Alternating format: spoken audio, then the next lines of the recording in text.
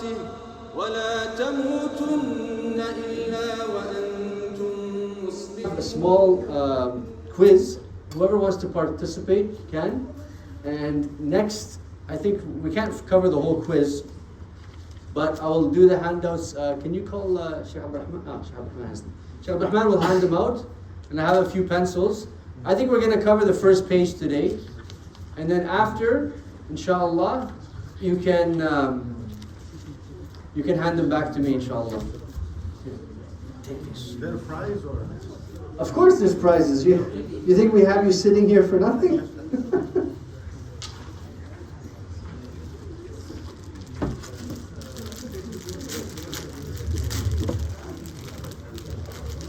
Rahim, can you hand these up?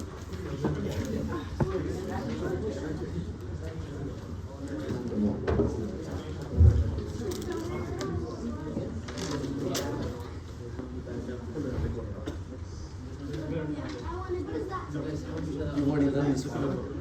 You've already done this one?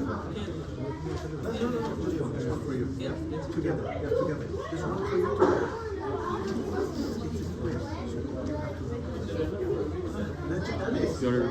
Huh? Just, yeah, we're going to crop it. Because there's a lot of acknowledgement.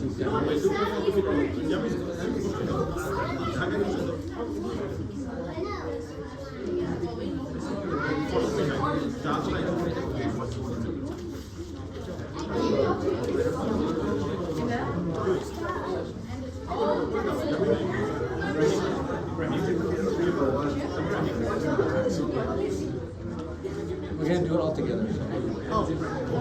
Okay, everybody sit down. Get your quiz and your pencil. Sit down. The first objective is to write your name. Okay? The first objective, write your name. Okay? Listen. I just want you guys to understand. Everyone's going to ace this one. Everyone. Do you know why? Because we're going to go through it together and you're going to mark your own quiz. Okay? You're going to mark your own quiz, so nobody needs to feel ashamed. Nobody needs to feel under pressure. Okay? Please. Pencil. So you're going to mark your own quiz.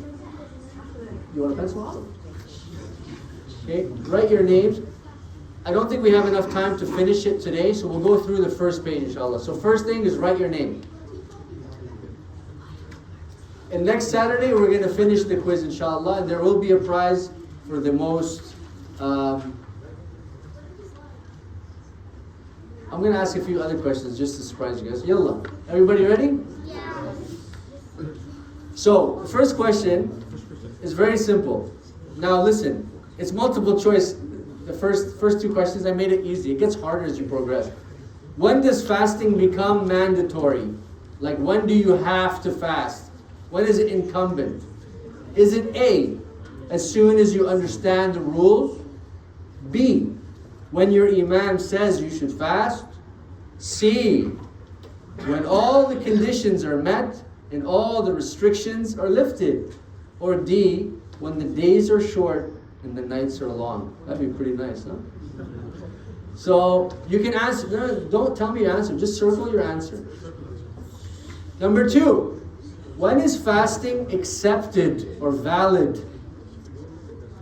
When you feel good about it and you're like, you know what, today I did a good job, so it's good. Thumbs up. Or is it B, when you strive and struggle? You know those hard, long days in summer where it was like 18, 19 hours? Inshallah, may Allah accept them. And then C, an act of worship is only valid and it becomes incumbent when its conditions are fulfilled and barriers to establish it are not present. I know it's very, there's a lot of explanation. Or D, when your imam says you're accepted. So if your imam says Allah has accepted your fasting, I don't know. Number 3, what is the difference between shart wujub and shart sihha? And I actually gave you the answer because it's very complicated. So those are the first 3 questions. I'm going to go over the answers now. Everybody answered the first 3? Did everybody answer? Everybody? Okay. So what do you guys think of the first one? What's the answer?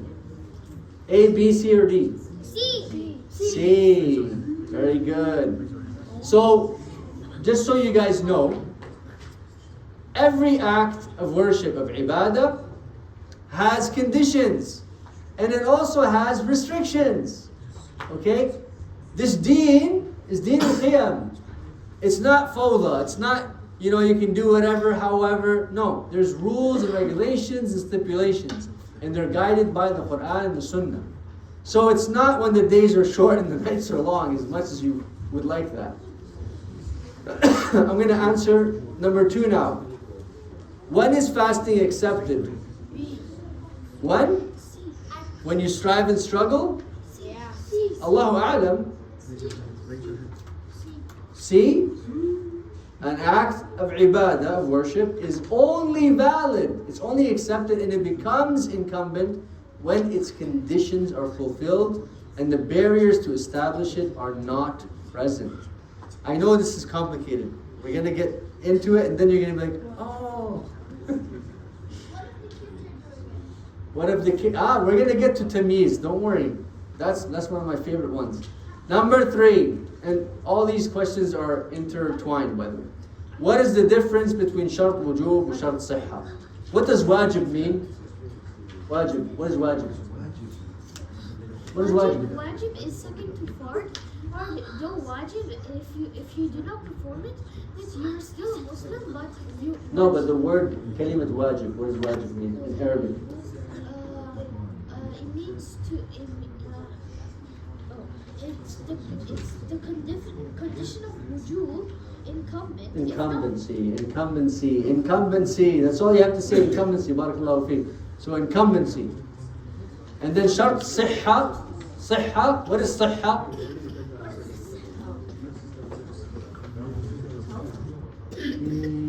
Yes, yeah, you're actually right. But in this terminology, no.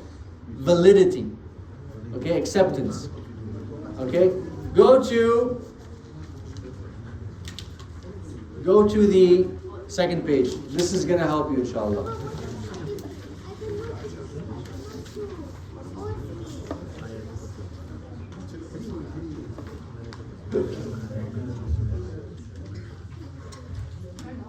Okay. Now I'm going to ask you guys the conditions category. So you have 9 conditions there, right? 1 through 9. So these can either be conditions that make it valid, or conditions that make it wajib, incumbent, or both. Or both. This is how you understand now. So the first one is al-aql, sanity. So if someone has a mental illness or Alzheimer's, are they incumbent to fast? Is it mandatory for them to fast? No. No. No. But is it correct if they fast? Yes. No. Why not? Is it correct if they fast? Yes.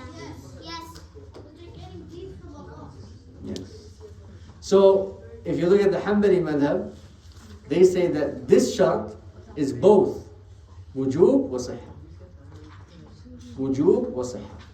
So, al-aql, if you have a proper mental state, it is wajib for you to fast. Okay, it is wajib for you to fast.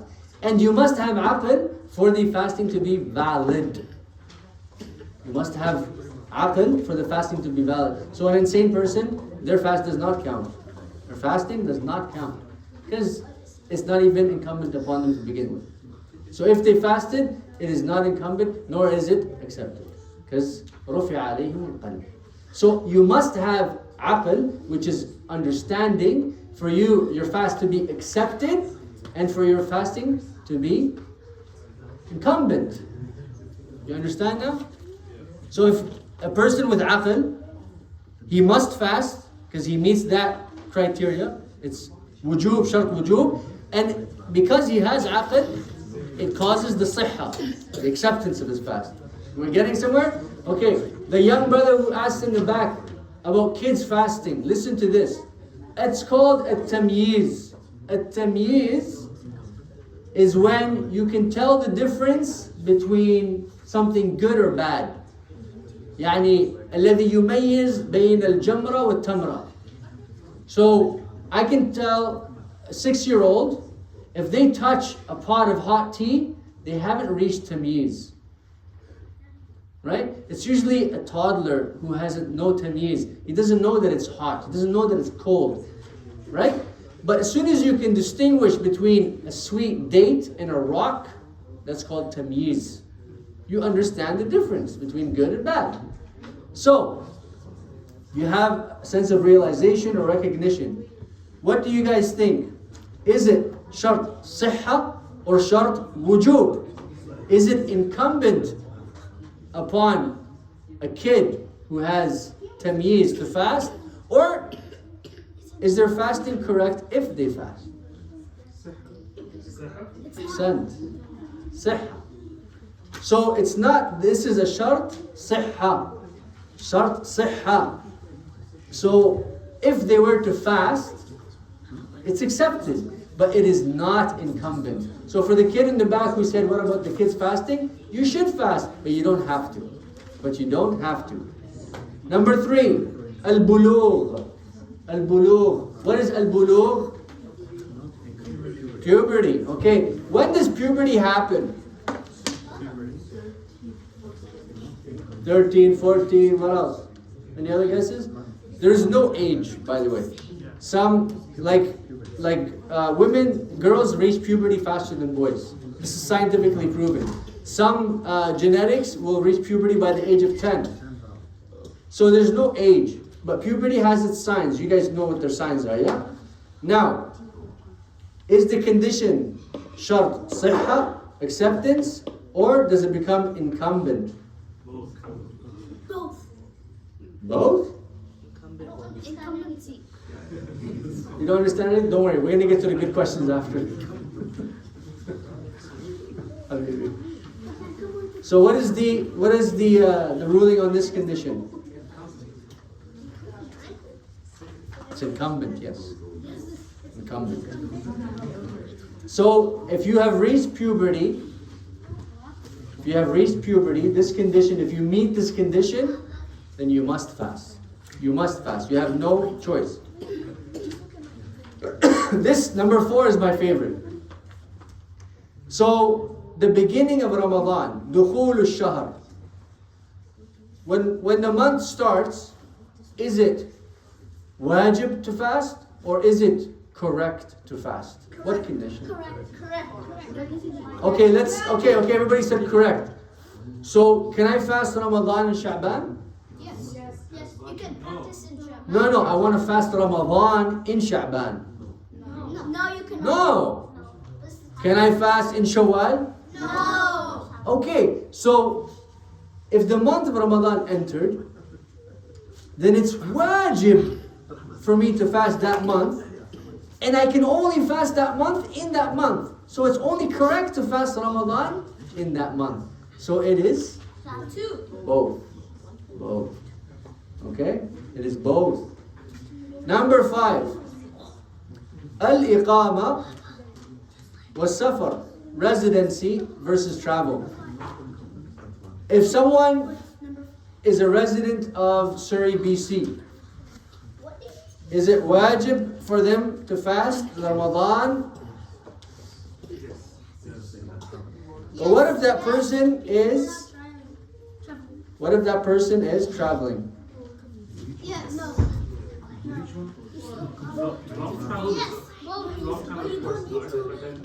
Of course not. I mean, you're allowed to.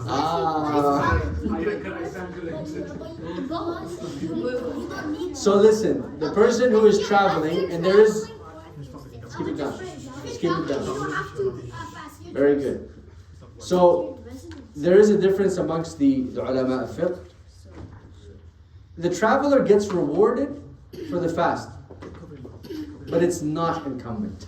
It's not incumbent upon the traveler. Number 6. Yes. No, number 5 we are.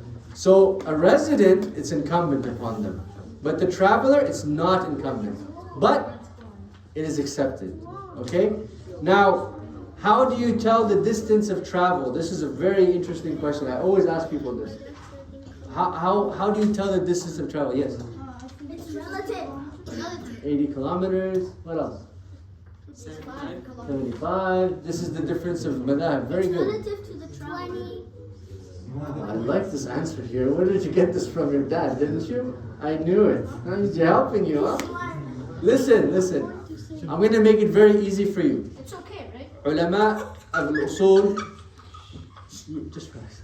Ulama al-usul, they said, whatever الذي يعتبر سفر, whatever is considered as travel in your area to your people, then it is travel. So there's no real distance. So if you had to pack a bag, a hiking bag, and go to Chilliwack, you wouldn't tell your mom or your dad or your friends or your wife, I'm going to travel, honey. No, you're just going to Chilliwack. It's like an hour away, so it's not real travel. But if you were going to Chehalis, which is about 4 hours away or 5 hours away, you need to pack an extra bag, 2 bags. And you need to plan, and you need to tell your family, I'm going to be gone for a while. That's actually travel, even though it's 4 or 5 hours. So it's not the distance travel, it's يعني معرفة القوم, what the people consider to be travel. Okay? What the people consider to be travel. Number 6, this is a very good one. Al-Qudra. Al-Qudra, meaning the ability, the physical strength or ability. Is it شرط صحة or شرط وجوب? Now you have to ask the question, can a sick person fast? Yes. No. They can't? It's haram? No, they may. They may fast. They may fast if they wish. It's not incumbent, right? But they can. But you don't have. So the sihha becomes shart wujub. What is that? Meaning you have to fast if you have the ability. But if you're sick, it's not incumbent. You see what I'm saying? That's how you answer these questions.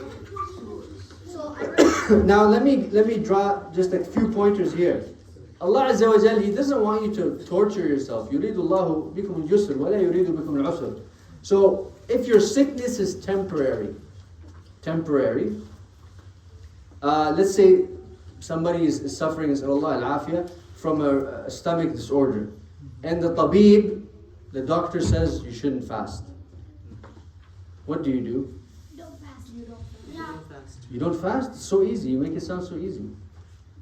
It's temporary though. The doctors said you're going to get better after 2 months, but you can't fast now. So what do? You fast after when you get better. Yes. You fast after you get better.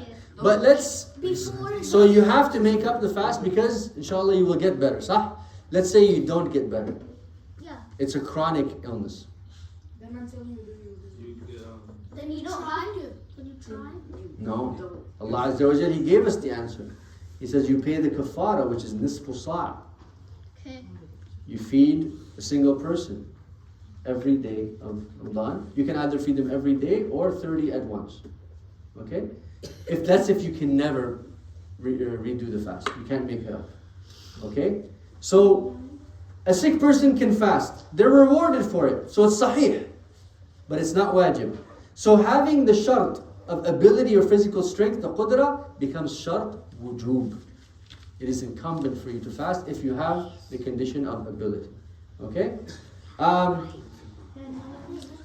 This is an interesting question. What is the kafara? Like, what do you give out? Do you give out rice, potatoes? What do you give out? Huh? Potatoes. Okay, you can give out whatever the people usually eat. Okay? Whatever the people usually eat. Village. Yes. You know what? Number 7. This is one of my favorites. An-niyya. What is an-niyya? Intention. Yes. Very good. An-niyya is intention. Now, let's say someone forgot to do their intention. How do you do the intention? I always love the answers I get. Be careful how you answer. I'm going to ask you for a dalil. Nobody knows. How do you do the intention, Saleh? Be careful how you answer.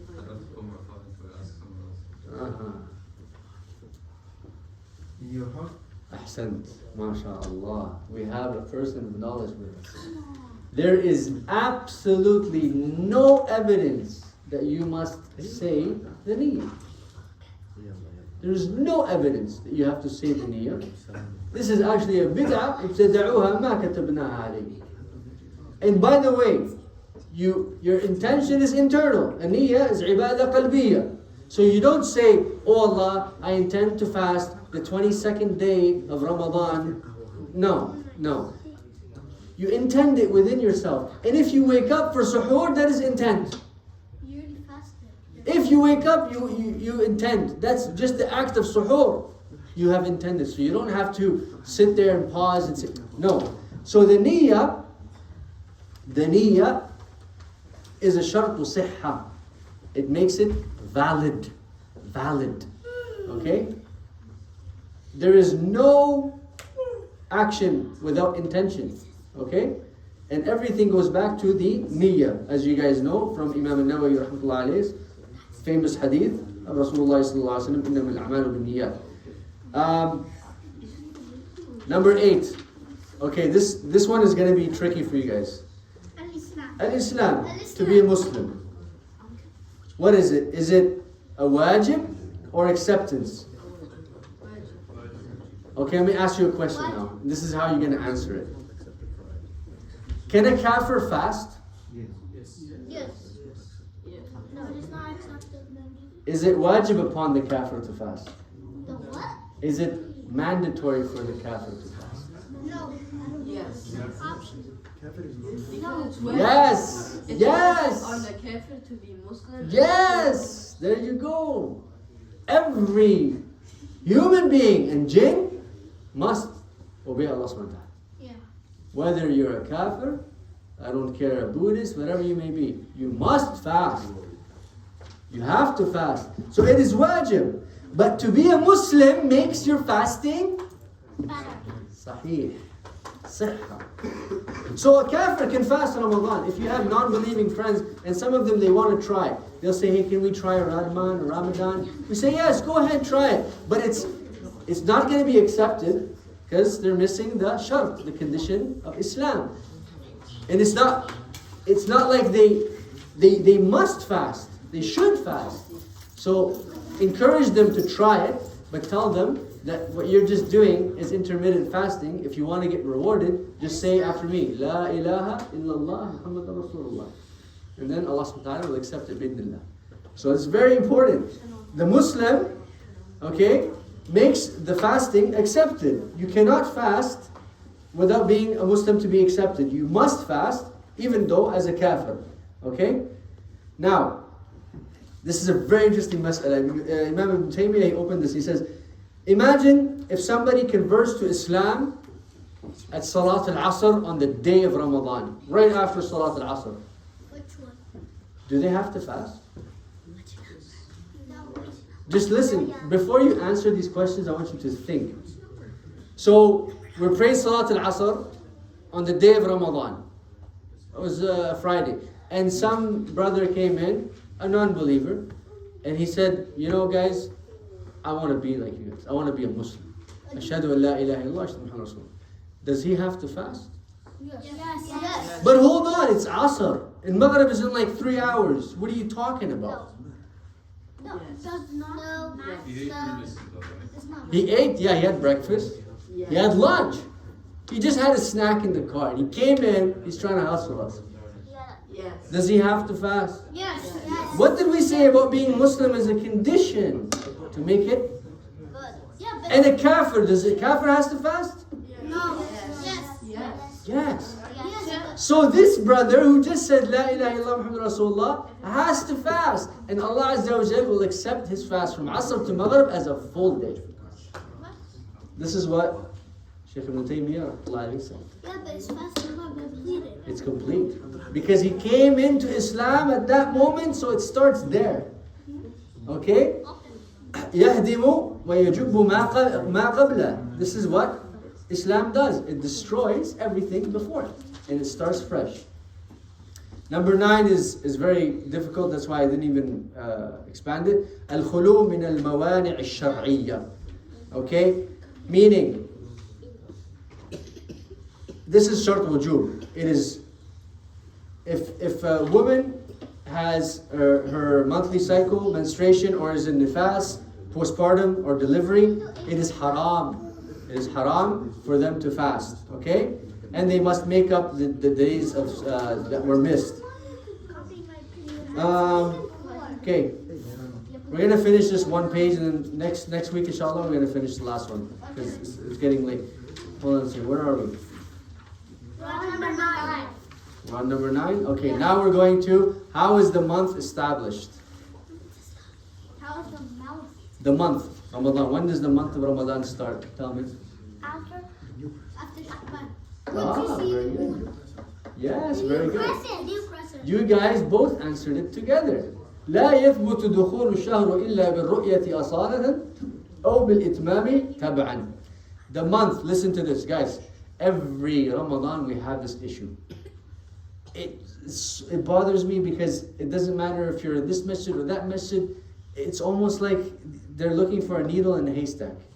And everybody's blindfolded and it's pitch dark. I don't understand.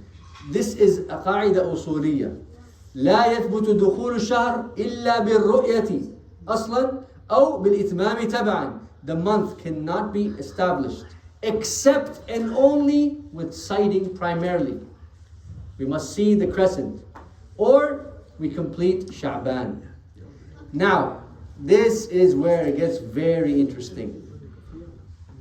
What did Rasulullah sallallahu alayhi wa sallam say? صوموا لرؤيته وأفطروا لرؤيته. Fast when you see it and break when you don't. Huh? Meaning, how many people have to see the crescent, the new moon, for us to say it's Ramadan? Everybody. Everybody? Oh, you're tough. At least one. Very good. At least one, yes. Okay, and that one, does he have to be a scholar? Does he have to be? Does he have to be someone? What kind of person? Anybody. Could be anybody. Just be a Muslim. Just a Muslim? So if you saw it, we'd all have to fast. You're gonna make all the Muslims fast. Anyone. Anyone? Has to be. So if a baby saw it, we have to fast. Ah, so If the you have to have age of comprehension. What did Okay. the baby see? Exactly. You have to have age of comprehension. Does it have? Can it be a female or a male? No. Yes. Doesn't matter, right? As long as. Very as good. As long as it is. They're a both Muslim, accepted Muslim, and they have to have understanding. Okay. Now, can you use technology to see it? Is this jaiz? No? Yes. Yes. How come you wear glasses? You can't see well. How come I wear glasses? That's technology. You should use Yeah, but it's not a technology. screen. It's the same thing. It's a telescope. So, if you want to see the moon, you can use technology to see it. Yeah. You can use telescopes and whatever scopes they use. This is encouraged. But can we only use calculations? Yeah, but you can see the movie. Yes, we may. We can only, let's just say we're going to sit here and we're going to calculate roughly when Ramadan is going to be. Can we do that? No, if we don't see it, then we calculate. I'm going to tell you guys something. This is going to break your heart. But yesterday I saw a piece of. Just listen. Calculations are rejected bil ijma' by the Salaf. Calculations are rejected bil ijma' by the Salaf. Meaning you cannot calculate only. No. And why is this? And by the way, during the time of Rasulullah sallallahu alaihi wasallam, they had scholars of astrology. They had Persians who knew this understanding. He didn't want to use them to sight the moon or to calculate. Why is this? There's a hikmah here, I'll tell you. Al-ibadat al-amma. Al-ibadat al-amma. It's tied, mu'allaqa, بالعلامات العامة. Remember this, you should be writing this on your notes. What is it going to finish? So, the acts of worship that include the general jama'ah, their signs are general, they're not specific. How many astronomers do we have here today? Who's an astronomer? An astronomer. Yeah. You're an astronomer? Slightly. No, you're not an astronomer. You like astronomy, that's maybe something you're enthusiastic about, but you're not an astronomer. I mean, I know I know, but are you a full-fledged certified astronomer? Exactly. So, we're all general people. We have some knowledge. Right? So, the deen of Islam, the deen of Allah subhanahu wa ta'ala, is easy for the general to practice. And that's why Rasulullah sallallahu alaihi wasallam, he said, لِرُؤْيَتِهِ. How many of us can see here? Put your hands up. Can you see? Can you see?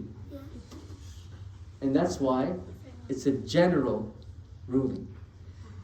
This affects all of us. The month of Ramadan, may Allah subhanahu wa ta'ala yuballighna Ramadan. Allahumma ameen. It affects all of us. So we should be all able to see it. Yeah. Okay, so it's not through calculations. Hold on a second. Now, let's go to number 5. Can you fast a day before, just in case? No. No. No. No. No. But hold on. So we went out to see the new crescent, and we didn't see it. It was too cloudy. It might be Ramadan tomorrow. It might not be. That's what the crescent is. Yeah, but it has to be super thin. Yes, that it does have to be, but we couldn't see it. We didn't see it. But it might be there. So can we fast a day before? Yes. No. Now, If okay. you didn't see it, yeah. We're waiting for Eid, and this happens every year too. We're waiting for Eid, and we went out to the mountains of Chilliwack, and we're trying to find the new moon so the Muslims can celebrate Eid. But we didn't see it. And it's only 29 days of Ramadan. So what do we do? Finish 30 days. If the moon is not clear, Okay. you have to go for the 30. We have to go for 30. Okay. If somewhere else haven't seen If someone else saw it, then? yeah, we need to wait. Okay, so he said the brothers in Seattle saw it. They will come there. They saw it, but we didn't. We fasted 29. Tomorrow is Eid for them. What do we do? We're gonna observe the Ramadan and they're gonna celebrate the Eid. Really? Yeah, but everybody celebrates. But they saw them. So we should follow them. Here, I'm going to ask. Because they have a better Here, what's your name? Najib. Najib. How many moons around the world can we see with our eyes? One. One. Did you hear it? How old are you, Brother Najib? 5. He's 5. So how many moons are you waiting for? But we're not using our akal. We're gonna follow. No, Habibi. How many moons orbit the earth that you can see with your naked eye? One. So Seattle saw the moon. We should follow them. Are you waiting for another moon for BC? No. You should see? follow them. So, for us, we say, it's haram for you to fast the day of Shak. It's haram. But if you Because- fast the day after. Please. Because that's the day of Eid, it's established. And it's haram for you to fast Eid. It's also haram for you to fast the day of Shak. You think maybe it's Ramadan tomorrow, maybe Sha'ban would only be 29 days. Huh? So I'll fast the day before, just in case. No, you can't do that. Because there must be a break. You must distinguish between Sha'ban and Ramadan. Right? Same thing for when we pray Salah. You notice immediately after Salat al-Isha, everybody stands up right away to pray Sunnah. It's good, right? No. Yeah. No. You have to have a break. Because you need to distinguish between the wajib and the sunnah. And Muawiyah radiallahu anhu arda, he caught one of the tabi'een doing that. He stopped him and he said, Rasulullah sallallahu alaihi wasallam nahana, he warned us against this. After you're finishing your salah, you should take the time, make tasbih, You make your adhkar, talk to your friend next to you, and then move to the side and pray your sunnah. But as soon as you finish your wajib, you stand up and Allahu Akbar, you put the two together, and it becomes enjoined, and it's not. It's completely different. And you remember what I said, praying sunnah at home is actually encouraged. Rasulullah ﷺ said, pray your sunnahs at home, don't leave your homes as maqabir, as graveyards. So, if Seattle saw the moon, we go by their sighting. They had the ability to see it, we didn't. And this is a conflict that happens every year. Every year. I am of the opinion, and this is the correct opinion, it's not my opinion, this is the ulama. It's the same moon. So if they saw it, alhamdulillah. We couldn't see it, we'll go by them. Because all you need is one Muslim that's of ability and understanding, and you fast, alhamdulillah, or you celebrate Eid. But that depends on the geography region that you're living in, right? Of course, in the same region, yes. So, everyone who's answered, I want you to give me back your quiz. Next week, inshallah, we're going to continue. Okay? We're going to continue. And whoever can answer all the questions after when we revise gets a prize. Can I ask you one question?